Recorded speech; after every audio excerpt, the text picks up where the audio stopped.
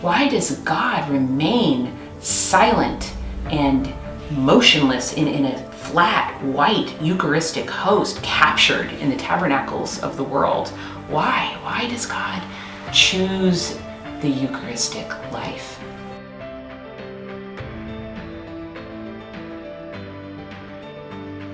And I'm saddened to think of all the people who have no idea what is taking place.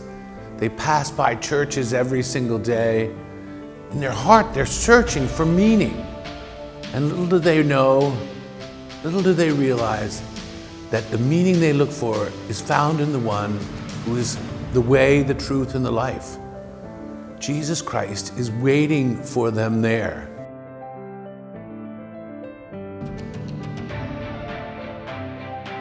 You must eat my body and drink my blood in order to have that salvation. And people knew he meant it literally because he didn't say, oh, hey, everyone, I'm just joking, especially after they said, whoa, this is a hard saying. How can we listen to this?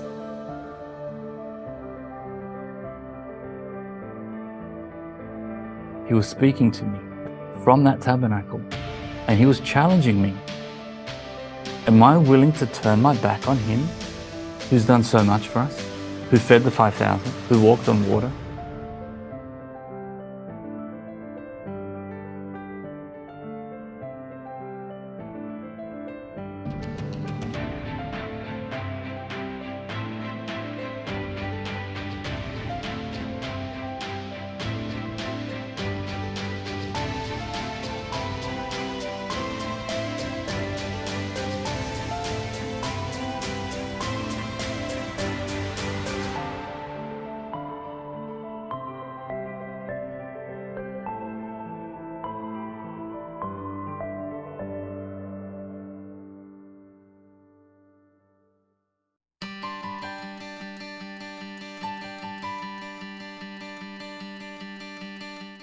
The St. Raymond Nonnatus Foundation, in partnership with Patchwork Heart Ministry and Fiat Ministry Network, present a podcast for divorced and separated Catholics. Hello, and welcome to a podcast from the St. Raymond Nonnatus Foundation for Freedom, Family, and Faith. This is Ann DeSantis, Executive Director, joined again by Mickey Kelly, our Board President. Mickey, thanks so much for joining us on this podcast series. Hi, Ann. Thank you so much for having me here. So, hey, we're still going strong. I mean, I'm not sure we're going to tie or break a record set by Broadway, so we'll see about that. Yes, exactly. Now, we have a great topic. This is 10 tips for healing for adult children of divorce. And I'm very proud to say this is our very first podcast series that we've ever done for adult children of divorce. So this is wonderful. Now, the topic of today for episode 4 is fostering relationships with those who understand. And that is for the realm of those adult children of divorce, which I repeated again, that these are people that are above the age of 18 for this podcast. Of course, there are many children of divorce that are below 18, and we have resources and recommendations for them, which I will mention later on in this podcast. But we're going to focus on the adult children and how all of us who are children of divorce, how we're affected, not just when we're younger, but throughout life. And so let's just start out with that idea of fostering relationships, Mickey. What ideas might you have for the people who are listening to find friends who can understand their situation? Well, I mean, and I think it kind of, that the theme of this week's episode, I think it really says it really speaks for itself, because the reason I say that is like we have to confide in people that we trust. And also, time after time we've held in-person group settings, and I know we're looking to have a few more of those down the road, but there will be people who are going to share their stories, and then when it's over, walk up to each other and be like, hey, I can relate to you at this manner, and I would like to help you and what have you. So that, they form that connection right there. And honestly, I think I see like there's a heck of a lot of benefits that come to it. One of those is that you form a new friendship with that person. you begin to form that accountability, help that person, like how they're going to overcome this hurdle, or how they're going to, strive to be better, like those kind of things.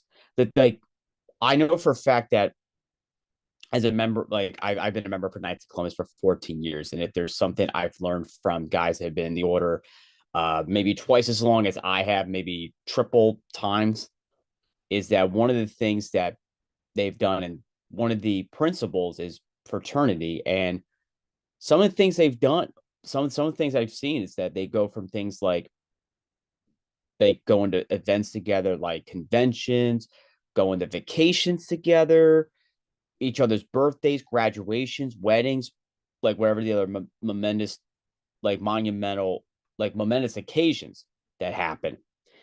Like, you form that bond with that person you trust. And it really helps you, like, to form these lifelong friends, because, these circumstances, when you find the right people that can relate to you, I can promise you that it will pay dividends. Yeah, absolutely. And you know what? You don't really need to find a huge group of people to communicate with if you're an adult child of divorce.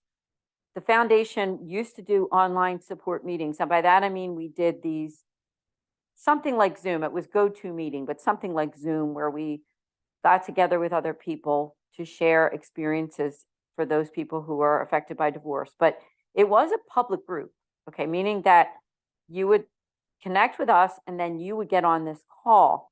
And we did that for quite a while, and it was good. But the one thing that we learned as a foundation was that some people do not feel comfortable sharing with brand new people that they've never met some intimate details of their feelings and experiences. And so that is why we decided to start this podcast, because this podcast is a way for you to learn about resources and to learn about our personal resources that we have for you to make connections and find people who understand. So I always say this on every podcast, but I can't help but say it again, is that one of our greatest offerings is our pastoral consultations with a Mercedarian friar. And that really is what replaced the idea of these larger group kind of online discussions, where people were a little more hesitant to share personal information with those that they don't know. And so we wanted to give you who are listening an opportunity to share your story with one trusted person, and that would be with our Mercedarian friars, the religious order that founded us. And so if you go to our website at nonnatus.org, under the drop-down Our Services, you will see priestly consultation. All you need to do is fill out the form, and then we will make that one-on-one appointment for you so that you can talk to a priest about what you're going through and just kind of, what's on your heart. But I wanted to mention also a couple other online resources from friends of ours, friends of the St. Raymond Nonnatus Foundation. One of them is called, an organization is Life Giving Wounds. And some of you might have heard of them before. Their website is Life, L-I-F-E, givingwounds.org. And they are an organization that is specifically for online support for adult children of divorce. And on their website, they say that there's a glaring need in the culture and the church. Adult children of divorce and separation often feel alone and lost and are searching for lasting healing and love. Leaders are looking for Catholic ministries to help them, and they are ready to help. So, it, as we've heard before, it does take somewhat of a village, even in the Catholic Church, for us to all work together to help bring healing. So this is another wonderful organization that you can connect with to be able to make those friendships. So do go over to lifegivingwounds.org, and we make a shout out to them, to our friends, and learn more about what they're doing. Now, there's one other person, and I know, Mickey, you're familiar with him, but he's also doing amazing work with adult children of divorce. His name is Joey Pontarelli, and his website is Restored Ministry, and that is singular, not plural, restoredministry.com. And their mission is that they give practical advice and tools to help teens and young adults cope, heal, and grow from the trauma of their parents' divorce or separation. so they can feel whole again and thrive in every area of life. I know they have a podcast, they have a blog, and they have ways that you can connect with them. So go to restoredministry.com. Now, these organizations will offer retreats and they will offer podcasting. And I'm pretty sure they offer some kind of group support. So that's where you would want to go. And you could come to us to get that one-on-one consultation and help. Because not only do we offer the pastoral consultations, but I have wonderful news for all of you. We're also offering spiritual direction. And that can be an ongoing thing, meaning it's not just a once and done. You can have a once a month appointment with one of our Mercedarian friars, either in person or on a video call or on a phone call. And all you need to do is go to, again, nonnatus.org, go to priestly consultation, and then there's a drop down for spiritual direction. And I have really great news for everybody too, is that we do not charge for anything that we do. We are a nonprofit 501c3 organization. We are in the Catholic directory as well, the official Catholic directory. And, you know, we're here for you. That's why we're doing this podcast, to give you great resources to try to find healing as an adult child of divorce. Now, some of you are listening, you know Mickey and I, both of our stories. We are both adult children of divorce. And the topic of number 4 on our list of 10 tips for healing is to foster relationships with those who understand. Now, notice that I didn't say that it has to be with other adult children of divorce. It doesn't. What we're suggesting is that it's with people who understand. And that could be a good therapist, maybe a good Catholic or Christian therapist, or just a good therapist in general. It could even be with somebody who's a really good listener, a good friend of yours, a friend, a relative. I'm going to hand it over to you, Mickey, just to share, was there somebody in your life, whether it be when you were younger or even when you got older, or was it an organization that helped to hear your story and helped you to foster relationships? And did you find somebody who was able to understand during that time? Well, and to be honest with you, I remember when I was navigating high school and I was starting to come to the understanding of what was going on with my parents and what have you. There was a I actually befriended and I had conversations with someone. He was in formation as a deacon, and he's from the Philadelphia area. And, you know, he helped me get through the times where, like, I feel like I was kind of low. Let me put it that way, especially like when you're like an adolescent, you're kind of like at a crossroads, like you want to go in this direction or that direction. And of course, there will be times like you're going to have to rise up from the adversity that's before you. And I felt like he really gave me, because he went through like some family crisis when he had a problem with his dad growing up, and he kind of kept it a secret for a while. And then he felt that he had to disclose it to, his wife, and, she supported him 100%. He's a deacon now in the Archdiocese of Philadelphia.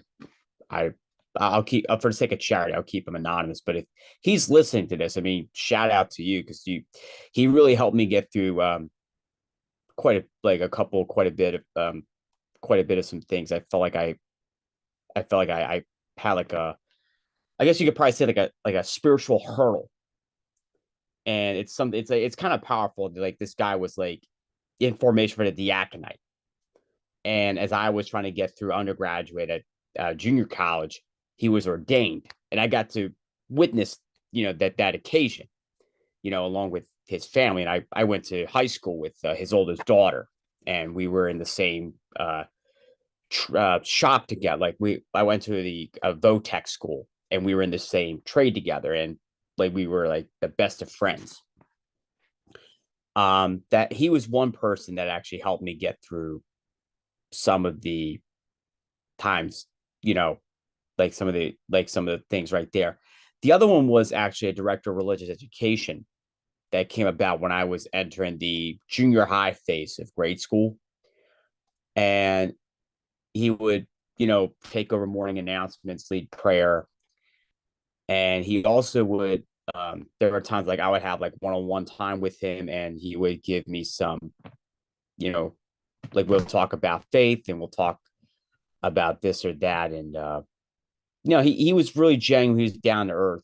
Those are like the two that I felt like really helped me get through some of the hurdles I was going through. And of course, I was starting to come to the understanding of what was going on, with my parent, what my parents did. And of course, when I was going through some of the hardest things as a teenager, like, and we're seeing a lot of it with Generation Z, like with the many things that are happening now. Like there was a very alarming statistic that came out, I think in the past 2 years, that nearly half of Generation Z has some kind of mental disorder, and most of it had to do with the woke ideology that's in school, separation, like marital issues, even the things that brought about from the COVID lockdowns that happened, not too long ago.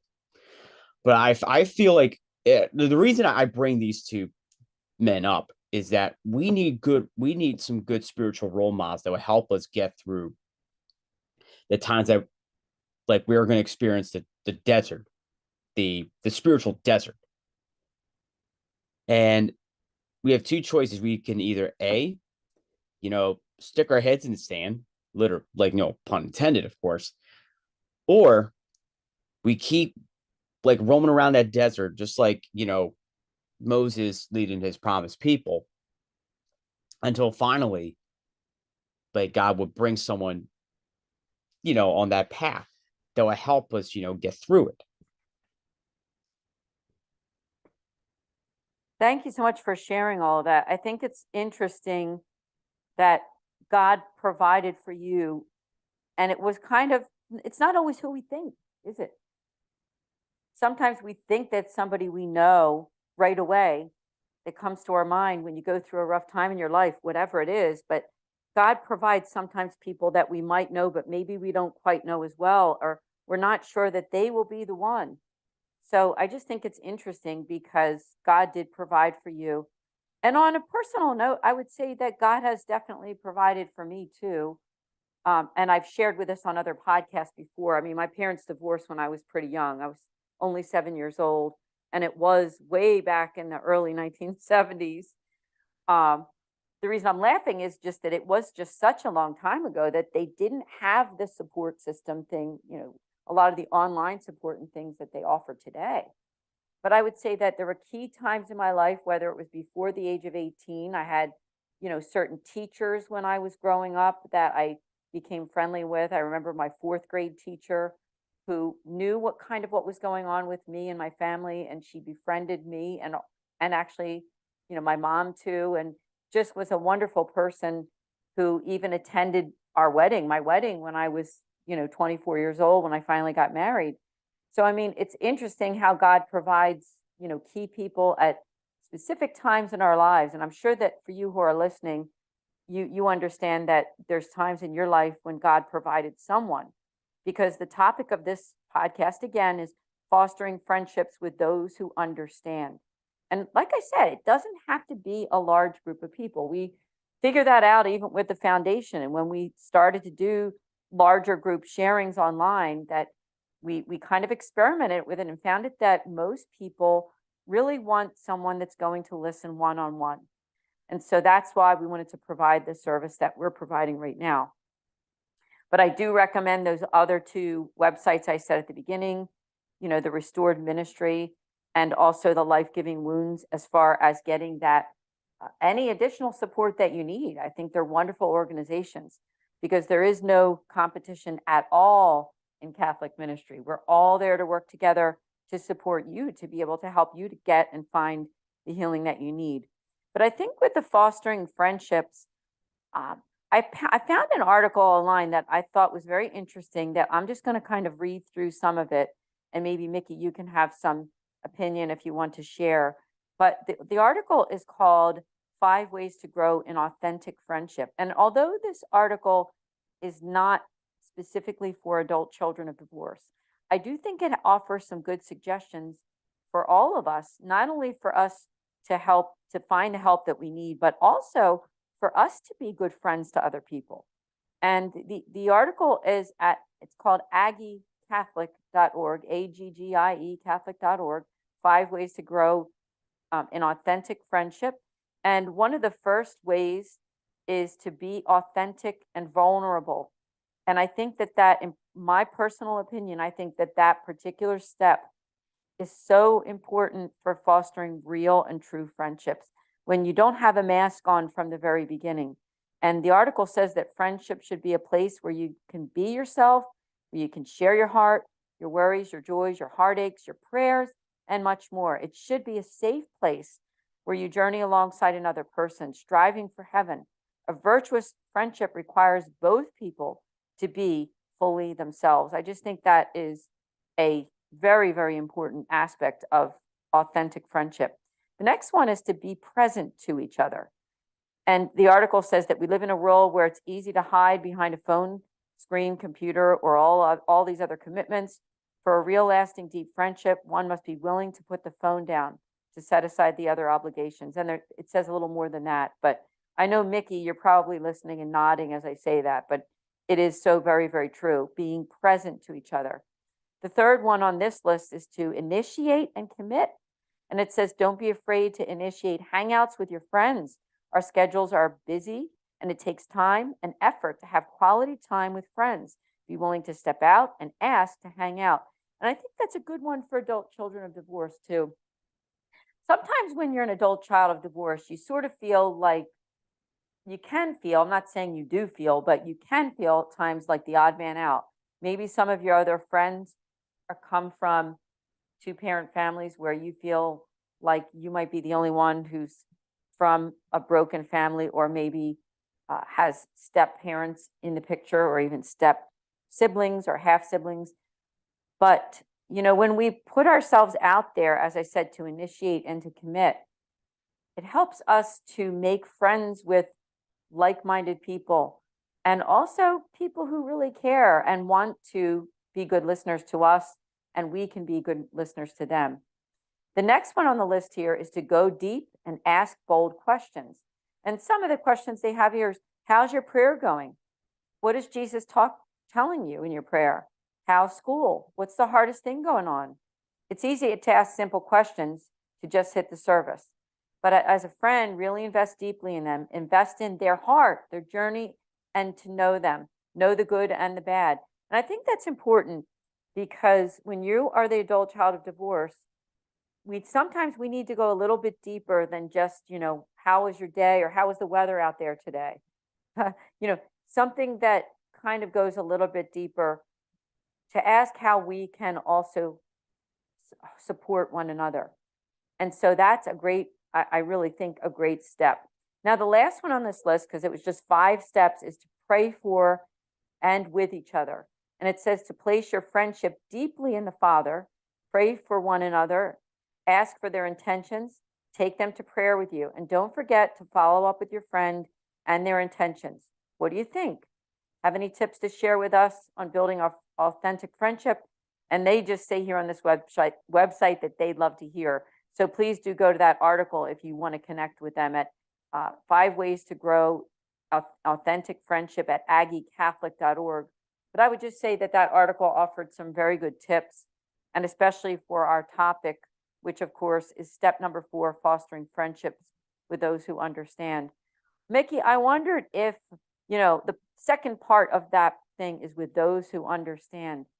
How has that been for you in your life? Because I know you shared with us when you were younger and how God provided some key people. How about as you got older, was there something or someone that helped you to get to that level of being able to feel understood by either friends or even just 1 or 2 people?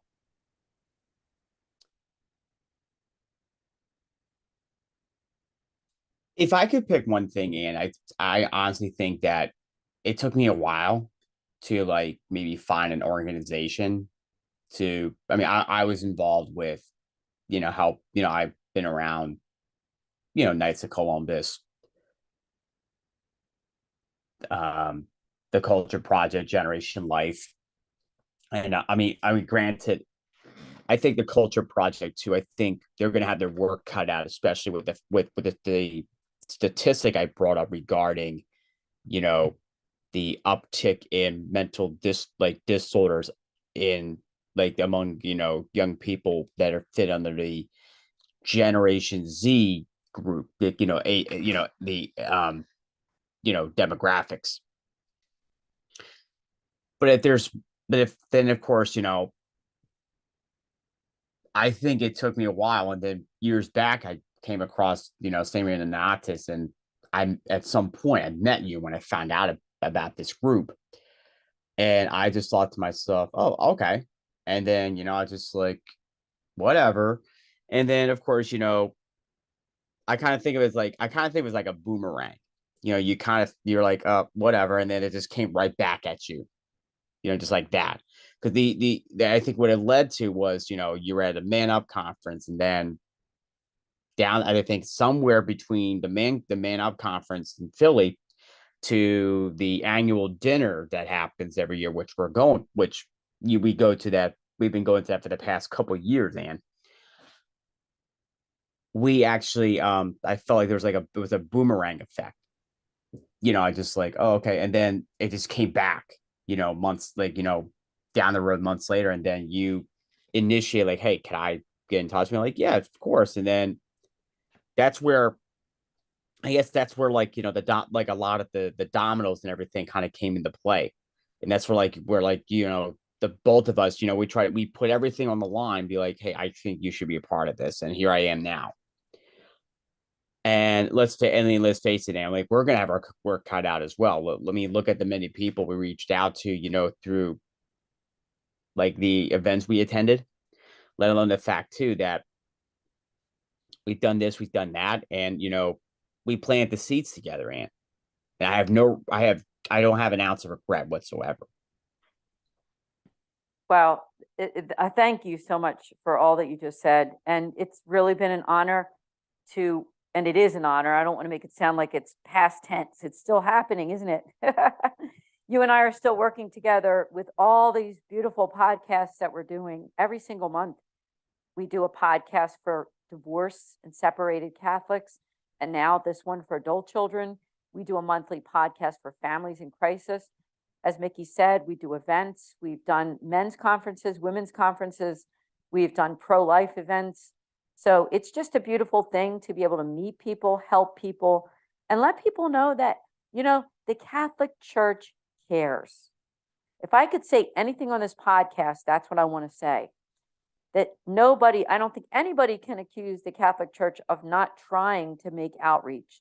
People like us and people like Restored Ministries and people like Life Giving Wounds and all of these other wonderful organizations that Mickey has mentioned on past podcasts like Generation Life or other ones, Pro-Life Union of Greater Philadelphia, they are all doing work to help the Catholic Church. Now, I should say the Pro-Life Union isn't just a Catholic nonprofit. They actually help everybody because they are a nonprofit that's helping to protect human life from conception until natural death. And that's every single person. That's the entire human family. And we, as the St. Raymond Nonnatus Foundation, we also help the whole human family. We are a Catholic nonprofit, but we make that outreach to whoever contacts us. We're here for you. We're here to listen, but we are guided by the teachings of the Catholic faith. So we do want to make that kind of clear and that people understand that that's what we're guided by those teachings. And so I do believe we've had a wonderful podcast for this particular episode where we've really focused a lot on ways that we can foster friendships with those who understand. St. Francis of Assisi said that it's not so much in us being understood, but that we can try to understand other people, right? So if you're an adult child of divorce and you feel like, hey, nobody understands me, sometimes the best way to be filled with the Spirit of God is to try to understand somebody else and try to do your best there. And believe it or not, that's a way that you can be healed too. Now, we're going to get into that on another episode. We're going to talk about how you can reach out to other people and how you can go full circle. Like Mickey said, we came full circle. I met Mickey a long while ago, and here he is now with us as our board president, fully healed from the past, I believe. I mean, we're all a work in progress, but he is really has moved forward so much from everything that has happened to him with his younger life and even other things. Praise God, praise God. So I just think we've had a great topic today, and I'm looking forward to next episode. Now, I am going to give away the spoiler for next episode. For episode 5 of 10 Tips for Healing for Adult Children of Divorce, episode 5 is to live out the sacramental life in the greatest of ways. So please do stay tuned next month and listen to that episode. Now, Mickey, do you have any final words before we end? Well, and I think we covered quite a bit with this episode, and I think that article you read about the steps, they're easy, but I think in order for us to make it easy is we have to take that leap in order to make some of these things happen. And I always think of these. But I also think metaphorically speaking, when 18-year-olds, when they go to join the military, they're out of high school, which I don't blame at all. I mean, college is kind of overrated, One of the things that I remember hearing is that there's like common stories about they're assigned a battle buddy. So they're like, okay, you're going to be with recruit A, you're going to be recruit B, whatever the case is. The goal is for the next 8 to 10 weeks, depending on what branch of the service this is, by the way. Their goal for the next 8, 10, maybe 12 weeks is this recruit's going to have that recruit's back and vice versa. And their job is to ensure that they complete the challenge and the grouping boot camp that they will endure so they can become a member of the best military of the world. There will be times where they could break. There will be times where they feel like that they're going to give up or something. But that job of that battle buddy is to push them. And that battle buddy has to be ready to be pushed. And I think that's something that we all need. We need those battle buddies that are willing to help us, to pray more, to make sure that we're telling our stories, to get that extra holy hour in, to achieve whatever our goals are. That's what, I think that what the Catholic Church needs more in any friendship whatsoever, not just for the adolescents, young adults, but I think also for the older adults too. Sorry, Anne. But anyway, not to poke fun at the boomers or anything, but the point is we need more accountability. Look at some of the saints of the Catholic Church. Many of the saints had a battle buddy. Many of them had accountability. And some of them were canonized together. And there are some that probably were canonized at a later time. And some of those saints credit this saint for, helping them in their spiritual journey. You can too. And let's face it, sainthood is for everyone. And I think one of the key ingredients to becoming a saint is to be held accountable and to hold others accountable. Great way to end the podcast. Thank you for your words of wisdom. And it's been wonderful, this episode. So please do, everyone, join us again next month for the 10 tips for healing for adult children of divorce. Remember to connect with us at our website at nonnatus.org. We are in giving season. I do want to mention that. And if you'd like to give us a donation, there's links on our website there. Thank you for that as well. But most of all, keep us in prayer. We'll see you next time through the St. Raymond Nonnatus Foundation for freedom, family, and faith. Thank you for listening to this podcast. For more information about the St. Raymond Nonnatus Foundation, visit nonnatus.org or email director.srnf@gmail.com.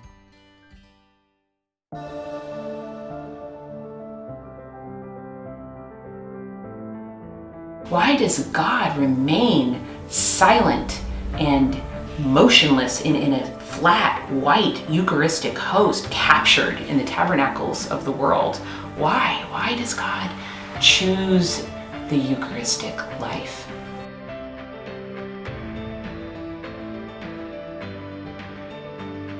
And I'm saddened to think of all the people who have no idea what is taking place. They pass by churches every single day. In their heart, they're searching for meaning. And little do they know, little do they realize that the meaning they look for is found in the one who is the way, the truth, and the life. Jesus Christ is waiting for them there.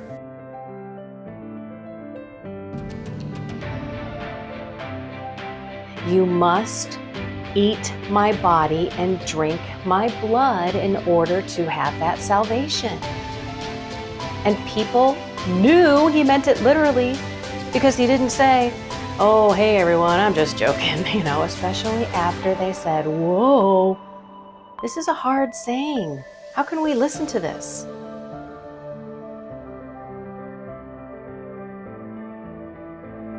He was speaking to me from that tabernacle, and he was challenging me. Am I willing to turn my back on him who's done so much for us, who fed the 5,000, who walked on water,